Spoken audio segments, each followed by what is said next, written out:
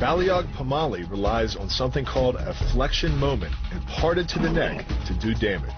An average man's neck can withstand about a 140 foot-pound flexion moment. Beyond that, soft tissue and even vertebrae can be crushed. By bringing your weight down fast, this move could easily deliver twice that amount of force. And it wouldn't just end a fight, it could leave your... By bending the elbow across the fulcrum of your hips, you're subjecting the weak joint to the leverage of two strong forces. The pull of your thighs on his shoulder and your hands on his wrists. As little as 1,000 pounds of force can be enough to destroy the elbow. The leverage of the armbar can supply much more than that.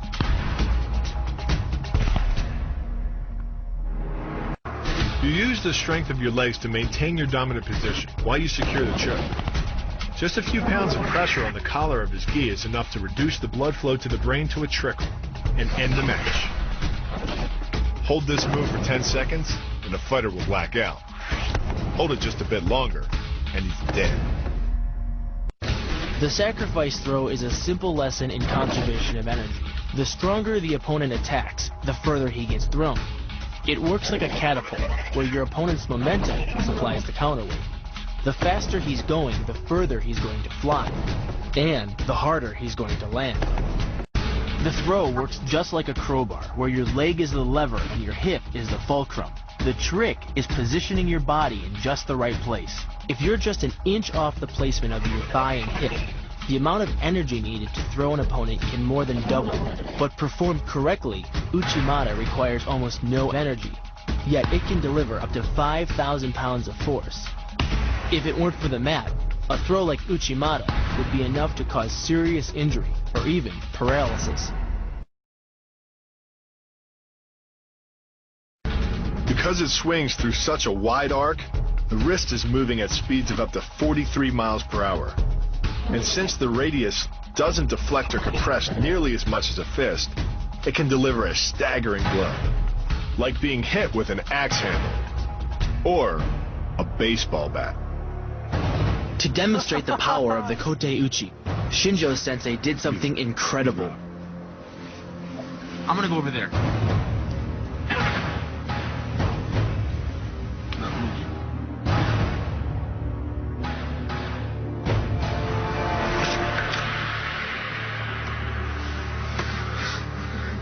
Don't do that to me, please. Yeah, that's crazy. You should have felt the power of his hit. Just holding it. I mean, I've held on to 350-pound men in football, and I could barely hold the bat when his wrist came through there. It came through with such power and force and just shattered this thing like a toothpick. Unbelievable. In a fight, this move could easily generate enough force to crush the soft tissue of an... But the key is rotating your fist 180 degrees right before it strikes the intended target. The twisting snap of the arm maximizes the speed of the punch and magnifies the force of the blow by concentrating the impact on the first two knuckles of your hand.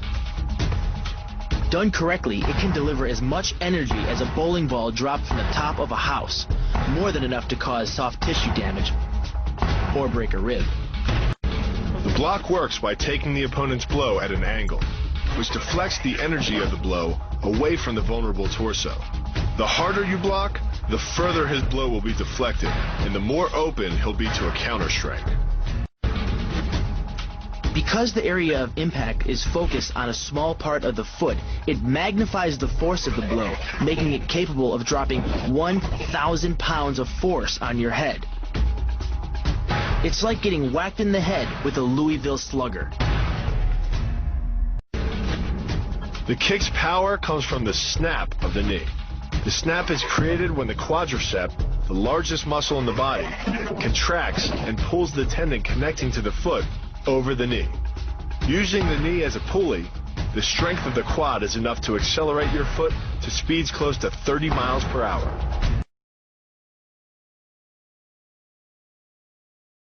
This kick is all about speed.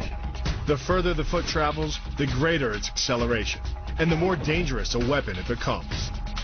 Powered by the muscles of the hip flexor and the quadriceps, By the time your foot reaches your opponent's throat, it's traveling nearly 40 miles per hour.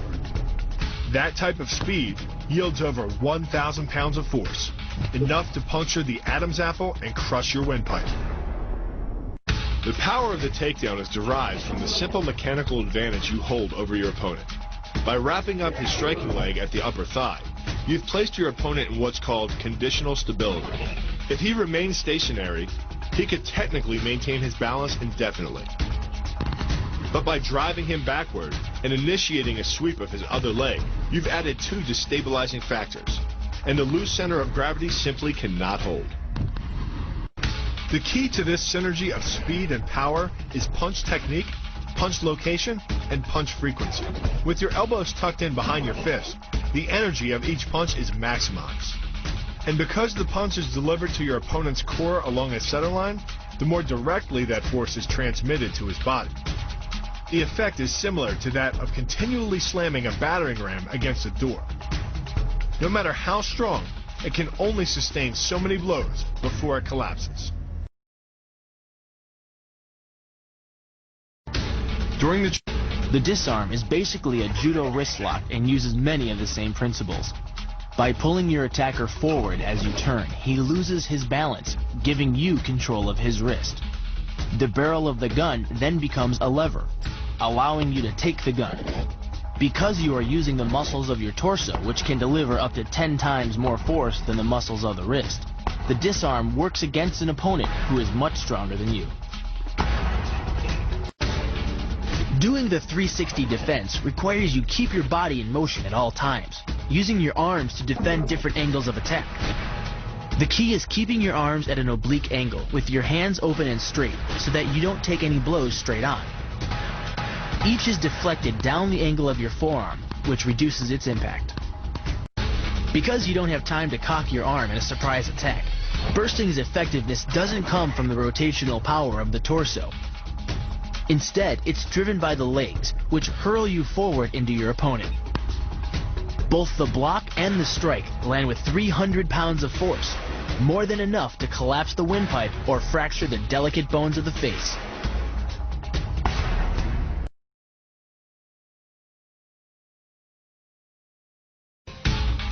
But the real damage from the knee bar doesn't come from gravity. It comes from leverage. Once the knee is locked, your hips act like a fulcrum, and his leg acts like a lever, multiplying any force you apply. So even though the ligaments and tendons around the knee can sustain 1,700 newtons of force, the knee bar can load a lot more than that, enough to completely destroy the joint. By taking control of your opponent's leg, you turn his hip into a pivot point.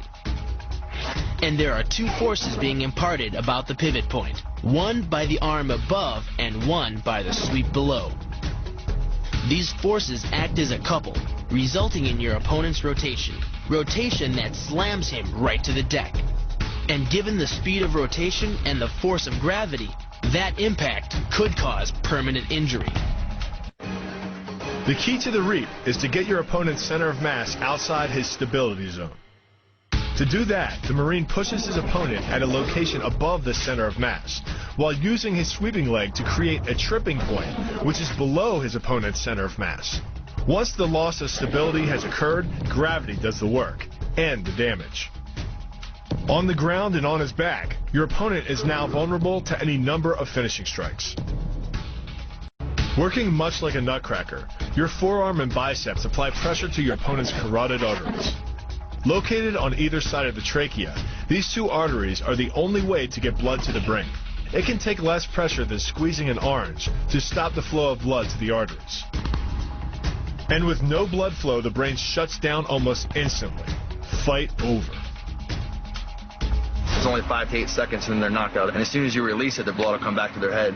We don't teach air chokes in the Marine Corps because it's like a 15 to 20 seconds for actually air choke to actually take effect, whereas a blood choke is quick and fast.